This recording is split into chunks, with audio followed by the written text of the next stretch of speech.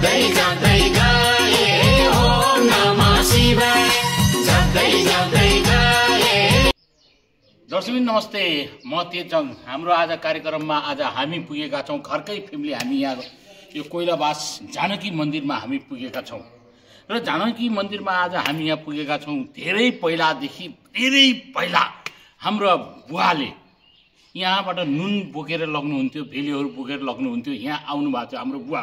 अहिले हाम्रो बुवाको लगभग उमेर हाम्रो करिब 86-87 वर्ष भइसक्यो र उहाँले यो पहिलाको यो जुन दृश्यहरू हेरिराख्नु भएको थियो र पुराना घरहरू देख्नु भएको थियो, दुकानहरू देख्नु भएको थियो र यो दुकानहरू देख्नको लागि फेरि पहिलाको चाहिँ अहिले यो खालको छ कि छैन भनेर उहाँले चाहिँ यहाँ देख्नुहोस् कि मलाई यो छ कि छैन भनेर चाहिँ मलाई चाहिँ उहाँ बुवाले चाहिँ एकचोटि हेर्न जानुपर्छ भनेर भनिसकेपछि मैले बुवाको कुरालाई मध्यनजर राखेर मैले चाहिँ यहाँ बुवालाई घुम्न लिएको आएको छु। र दर्शकबिन यो पहिलाको र अहिलेको कुरामा र बुवाले के भिन्नता पाउनु भएको छ र पहिला र अहिलेको के भिन्नता पाउनु भएको छ भन्ने कुरा अहिले हाम्रो बुवाले भन्नुहुन्छ। बुवाजी नमस्कार। नमस्ते। दर्शकहरूलाई भन्नुहोस् त नमस्ते। नमस्कार। अनि बुवा यो के छ, यो पहिला कति वर्ष आउनु भएको थियो पहिला? अरे पहिला आएको त अघि आएको हो। हजुर। हामी मैले बोकाबाट भारी बोकेर आएर अनि नुन लगेर छोराछोरीले खुवाएर त्यस्तो गरेको मान्छे हो। अहिले आइयो, अहिले साइला छोराले ल्यायो अन्त परिपाटी देख्न त अहिले त यस्तो चिज देखो, यस्तो जमाना आइयो। उहिलेको त भन्दा त अहिले त के कुरा गर्ने। पहिलाको र अहिलेकोमा कति फरक छ? अरे धेरै फरक पर्यो। अहिले धेरै फरक पर्यो। धेरै फरक पर्यो। अनि बुवाले यो जुन पछाडि बजारहरू देख्नुभयो, यो बजारहरू पहिला पनि थियो बा यस्तै? यस्ता बजारहरू थिएन। हाम्रो बुक्रा बगरी यसो जानु दोकान सोकान देशी गाउँका थिए, यस्तो छैन थियो हाम्रो परिवारमा। अघि हाम्रो छैन थियो। अहिले देखो अहिले चाहिँ अलिकति डेभलप छ होइन? अहिले डेभलप छ त अहिले जताकता गजब भइसक्यो। गजब भएको छ होइन? गजब भएको छ। पहिलाको र अहिलेकोमा धेरै फरक देख्नुभयो होइन? अहिले तपाईँले जुन बेला तपाईँ दुःख पाएर आउनु भएको थियो, यहाँ चाहिँ नुन बोक्न आउनुहुन्थ्यो, चामल बोक्न आउनुहुन्थ्यो होइन, यो भेली बोक्न आउनुहुन्थ्यो। त्यो भेली चामल बोक्ने बेलामा त तपाईँ दुःखमा आउनुभयो, अहिले चाहिँ खुसीमा आउनु भएको छ। त्यतिखेर तपाईँलाई कस्तो खुसी लागिरहेछ?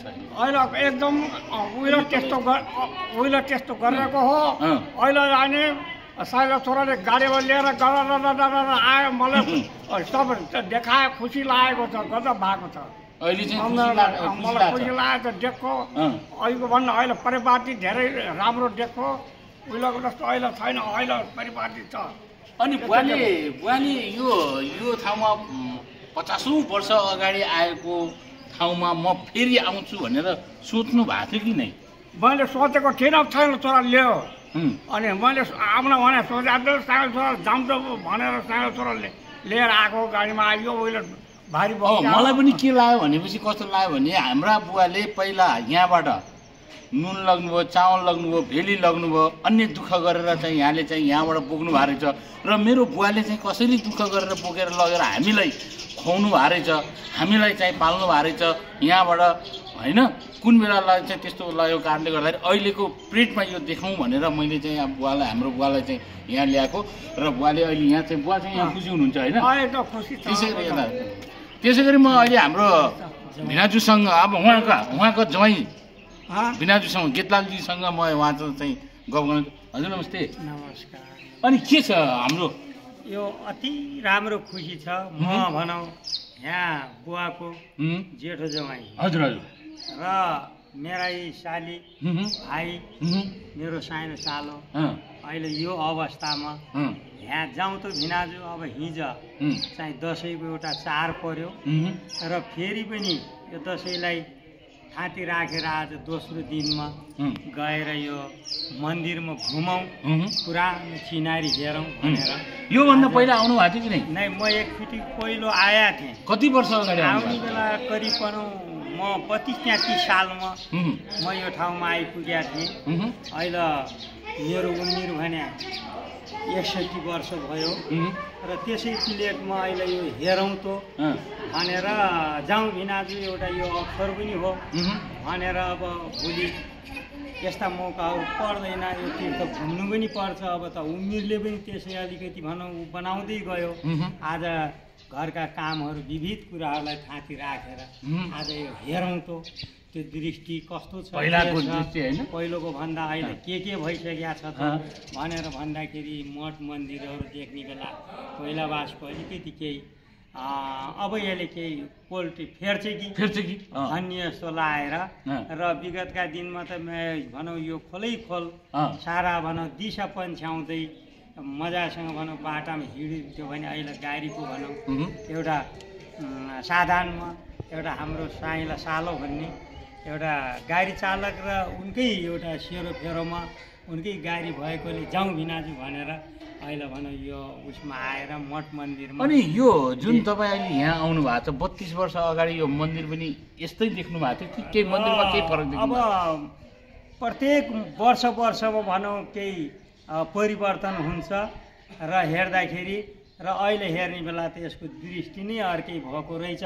अब पुराना घर आफूले देख्या घरहरू अहिले 10-5 छन् र अब बजारहरू पनि त्यस्तै किसिमको रहेछ तर मन्दिरको लागि देख्दाखेरि धेरै खुसी लाग्यो र फेरि पनि हाम्रो भनौँ यो मन्दिर बाट उ गर्यो भने हामी फेरि पनि आउने छौँ यही भन्दै मेरा यही 2 शब्द अन्त्य गर्छु हवस् त त्यसै गरी अहिले हाम्रा उहाँकै श्रीमती र बुवाका छोरी जेठी छोरीसँग हामी गफ गर्न गइरहेका छौँ दिदी हजुर नमस्ते के छ दिदीको हालचाल मेरो सब ठिकै छ मैले कहिले आए पनि छैन थिएँ मैले कहिले देखा पनि छैन थिएँ आज साइला भाइले आफ्नै गाडी छ दिदी जाम डुल्न मैले देखाउँछु भनेर भाइले ल्याएको छ म मस्तै खुसी छु ल ठिक छ दिदी चाहिँ खुसी हुनुहुन्छ यो पहिला आउनु भएको थिएन तपाईँ पहिला चाहिँ आउनु भएको थिएन तर श्रीमानको कुरा चाहिँ तपाईँले चाहिँ सुन्नु भएको थियो कि कोइलावास यस्तो छ भनेर आज आउनु कोइलावास भन्ने सुनेको थिएँ कोइलावास प्रसिद्ध ठाउँ हो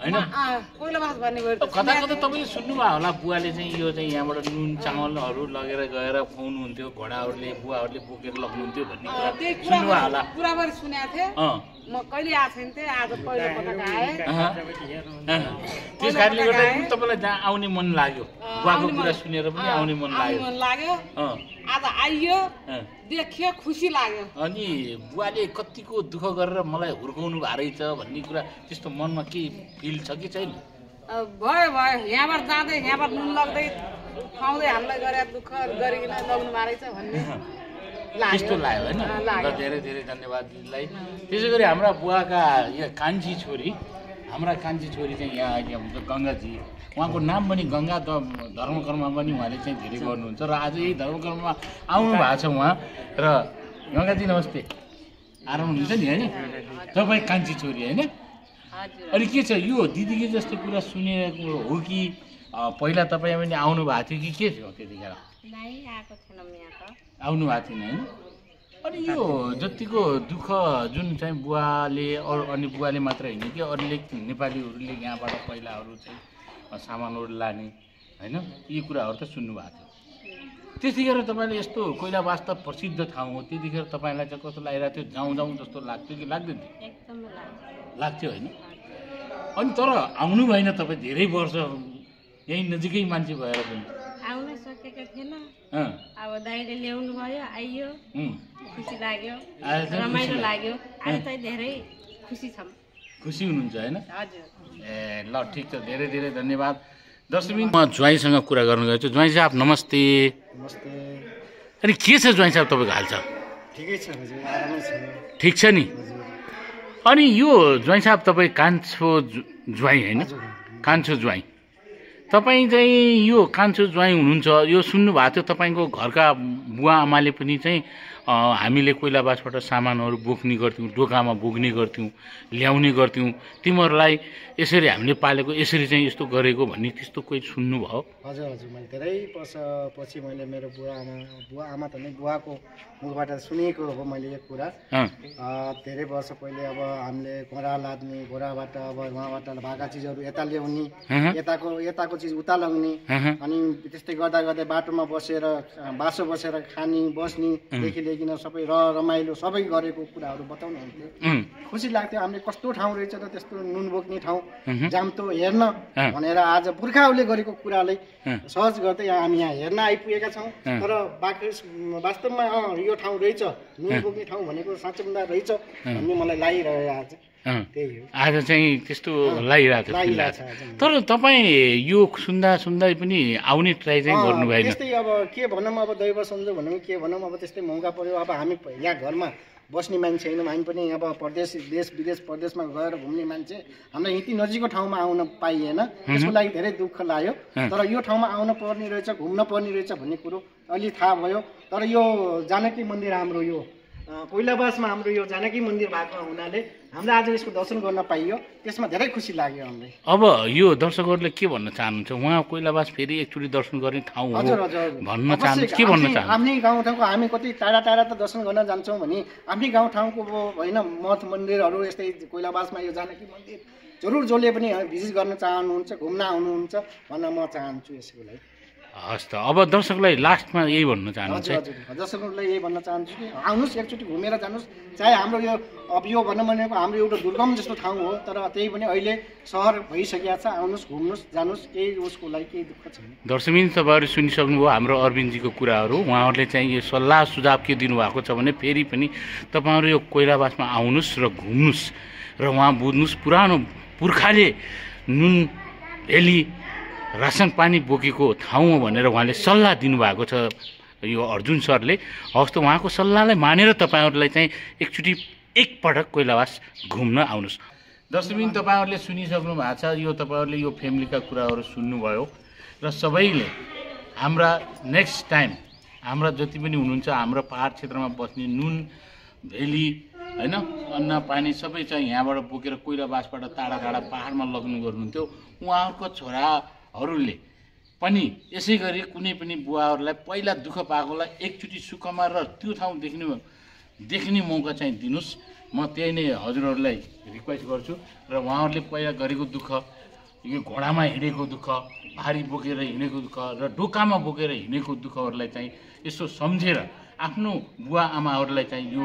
कोइलाबास भन्ने ठाउँमा यो प्रसिद्ध ठाउँ हो र यो आएर चाहिँ तपाईँहरूले चाहिँ देखाइदिन म अनुरोध गर्छु हवस् त नमस्ते म तेजम र हामी फेरि नेक्स्ट टाइममा अर्को कुनै यस्तै मठ मन्दिरमा हामी गएपछि हामी अल फ्यामिली र हाम्रा लगायत अल फ्यामिली दिदी भिनाजु ज्वाइँ प्लस हामी सबै फेरि हामी तपाईँहरूसँग जोडिने छौँ हवस् त नमस्ते।